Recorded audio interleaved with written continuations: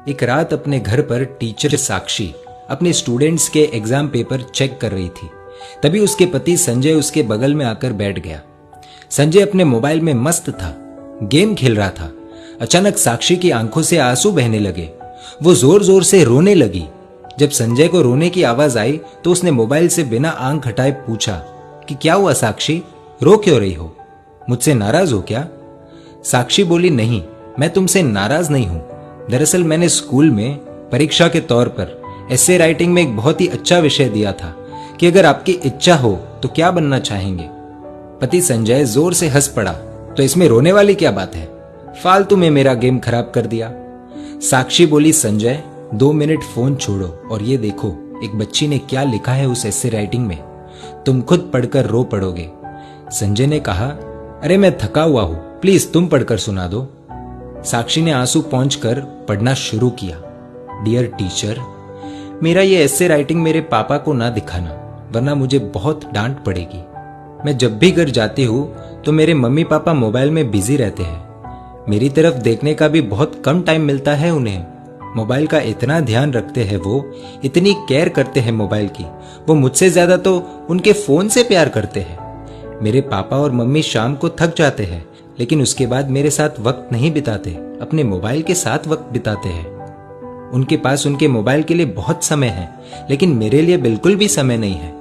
मैं 3 बार बुलाती हूँ तो मेरी आवाज उन्हें सुनाई नहीं देती और मोबाइल की हल्की सी रिंगटोन भी बज जाए तो अपना काम छोड़कर मोबाइल देखते हैं। मेरी इच्छा होती है कि मेरे मम्मी पापा मुझे अपने हाथों से खाना खिलाए, लेकिन खाना खाते वक्त भी उनके एक हाथ में मोबाइल ही रहता है। मैंने तो सुना था सुबह उठकर एक माँ अपने बच्चों को उठाती है, देखभाल करती है, लेकिन मेरी मम्मी सुबह उठते ही मोबाइल देखती है, मुझे कभी नहीं उठाती।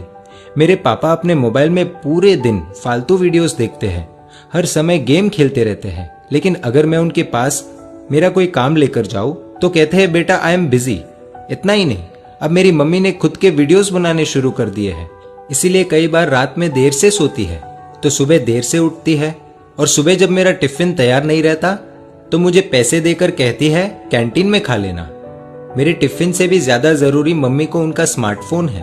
हाँ, डॉटर्स डे के दिन दोनों मेरे साथ फोटो लेते हैं, और वो मेरे लिए नहीं, अपने अपने स्टेटस में डालने के लिए, जिससे दुनिया को पता चले कि वो भी ट्रेंड के साथ चल रहे हैं। वीडियो कॉलिंग पर अपने दोस्तों के साथ 1-1 घंटे तक बातें करते हैं, लेकिन जब मैं कोई कहानी सुनाने कहूँ तो कहते हैं बेटा इंटरनेट पर सुन लो। वो दोनों ही मेरी आदतें बिगाड़ रहे हैं। फिर कल अगर मैं गलत रास्ते पर चली गई तो पूरी दुनिया मुझे गलत बताएगी। इसलिए मेरा हमेशा से सपना रहा है कि मैं भी एक स्मार्टफोन बन जाऊं। पूरे दिन अपने पापा के हाथों में रहूंगी, रात को सोते समय भी उनके आंखों के सामने रहूंगी, सोने के बाद भी उनका हाथ मुझ पर ही रहेगा। खाना तो नहीं मिलेगा, लेकिन हाँ, टाइम टू टाइम रिचार्ज होता रहेगा। मेरा पूरा ध्यान रखा जाएगा, मुझे खरोच भी नहीं आने देंगे। जहां भी जाएंगे मुझे अपने साथ ले जाएंगे, हमेशा दोनों की आंखों के सामने रहूंगी। संजय थोड़ा भावुक हुआ, लेकिन फिर से अपने गेम में लग गया और साक्षी से बोला कि ठीक है, अच्छा लिखा है, इसमें रोने जैसा कुछ नहीं है। तुम्हें इतनी सी बात पर रोना क्यों आ गया Sakshi? Be strong, come on. तो साक्षी ने कुछ ऐसा कह दिया कि खुद संजय भी अपने आप को संभाल नहीं पाया। साक्षी बोली कि संजय, ये ऐसे जिसने लिखा है वो अपनी ही बेटी है। दोनों के आंसू रुकने का नाम नहीं ले रहे।